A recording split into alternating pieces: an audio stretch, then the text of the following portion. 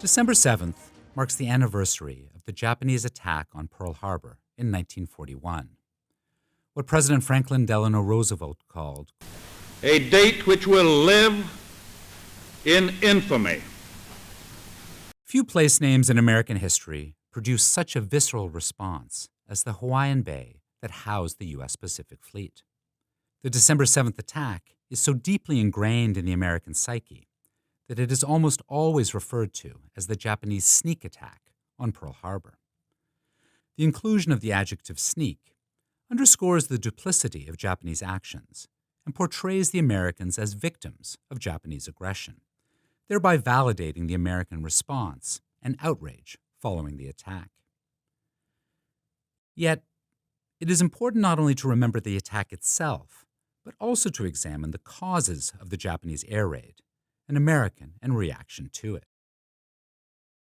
That conflict between Japan and the United States came to the Pacific in late 1941 was of little surprise to any knowledgeable government or military official from either nation. Joseph Grew, the American ambassador to Japan since 1932, wrote to President Roosevelt in December 1940 that it, quote, seems to me increasingly clear that we, that is, U.S. and Japan, are bound to have a showdown someday, and the principal question at issue is whether it is to our advantage to have that showdown sooner or to have it later. The heightened tension between the two Pacific powers was the product of the rising tide of Japanese imperialism in the 1930s.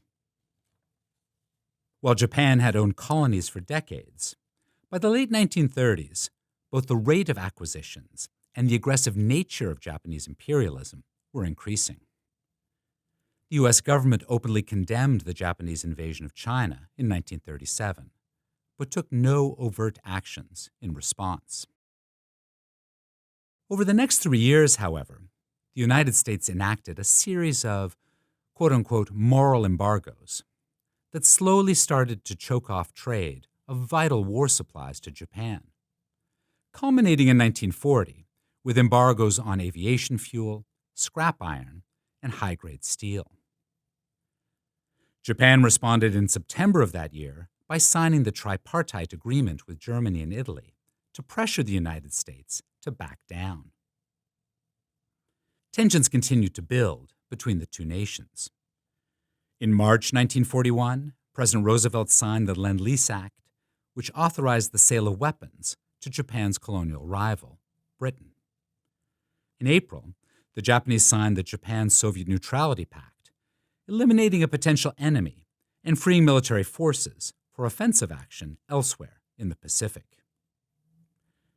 Later in the spring, the U.S. Pacific Fleet relocated from the West Coast to Pearl Harbor in an attempt to dissuade Japanese aggression. In July, the Japanese then moved south into French Indochina. America and Britain responded with a full oil embargo. Without oil, the Japanese would have no choice but to temper their aggression in Asia, or face the prospect of running out of fuel by 1942. Left with little choice, the Japanese finalized their decision to go to war in September 1941.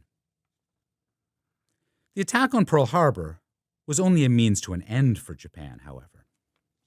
The primary objective of the 1941-42 centrifugal offensive was the Dutch East Indies and its rich oil fields that could make Japan independent for its energy needs. But an attack south towards the East Indies required securing the sea lanes, which in turn required seizing Malaysia and the Philippines, and by extension, starting a war with Britain and the United States. Japanese military planners knew they could not win a long fight with America. Its industrial and economic might would eventually prevail. The solution was obvious. Japan needed to fight and win a quick war. Believing the people of the United States to be unwilling to prosecute a long, bloody war over distant colonial possessions, Japanese planners envisioned a defensive war that would drain American resolve. If the initial attacks could defeat available British and American forces, and by a window of opportunity, the Japanese fleet could seize key islands across the Pacific and establish a defensive cordon. American attackers sent to relieve the Philippines or attack the cordon would be met and destroyed in a series of climatic battles in which the Japanese would prevail. After a few serious defeats, American resolve would crumble, and the war would end with Japan owning the key oil fields it so desperately needed. It was a long shot, but it was the best hope the Japanese had of defeating the Americans. Admiral Isoroku Yamamoto, the mastermind of the Pearl Harbor attack, gloomily evaluated Japanese chances for success when he declared to the Japanese Prime Minister, quote, "In the first 6 to 12 months of a war with the United States and Great Britain, I will run wild and win victory upon victory. But then, if the war continues after that, I have no expectation of success." Thus, with the objective of destroying the American offensive capability in the Pacific to enable Japanese aggression elsewhere as its primary goal, a Japanese strike force with 6 aircraft carriers at its core departed Japan.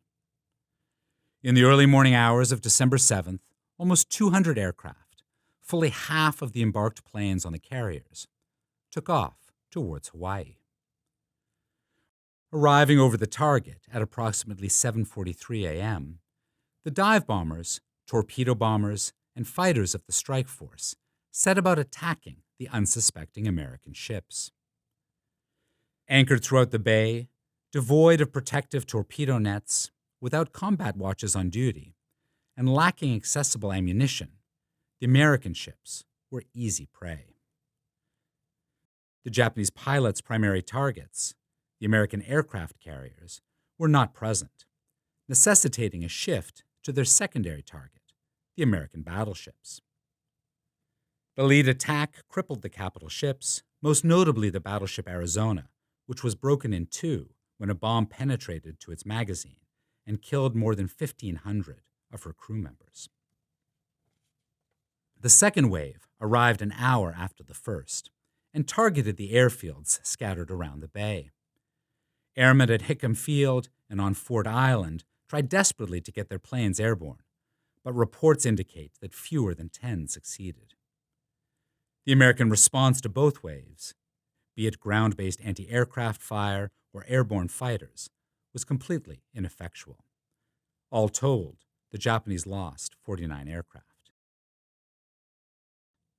By 10 a.m., the attacks were over. The Americans lost heavily in the attack.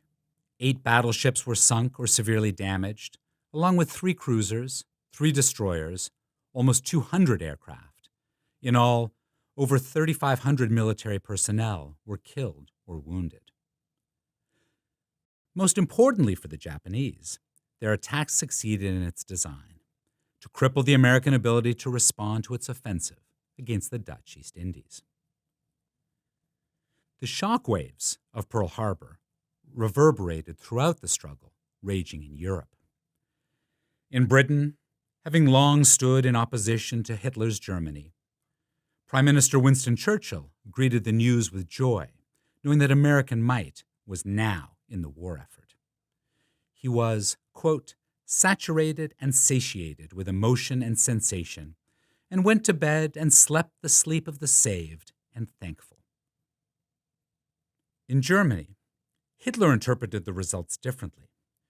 Joyful at the losses the Americans suffered, he remarked, quote, "We can't lose the war at all. We now have an ally which has never been conquered in 3,000 years. 4 days later, on December 11th, Germany declared war on the United States. In the United States, the bombing ignited a passion that President Roosevelt had for years sought to spark. Long weary of the worsening geopolitical situation and German and Japanese aggression, Roosevelt had made efforts to prepare America for war and support Britain and the Soviet Union throughout 1940 and 1941.